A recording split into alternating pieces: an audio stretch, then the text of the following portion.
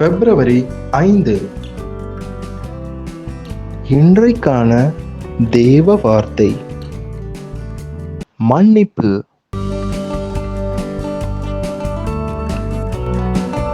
மனுஷனுடைய தப்பிதங்களை நீங்கள் அவர்களுக்கு மன்னித்தால் உங்கள் பரமபிதா உங்களுக்கும் மன்னிப்பார்.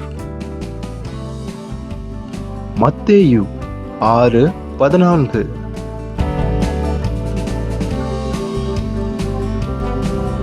இதோ இயேசு உங்கள் வாசலில் நிற்கிறார். அவர் வார்த்தைக்கு செவி கொடுங்கள், அப்பொழுது பிழைப்பீர்கள்.